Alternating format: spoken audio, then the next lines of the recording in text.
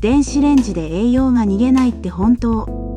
実は電子レンジは栄養を一番逃がしにくい調理法だった。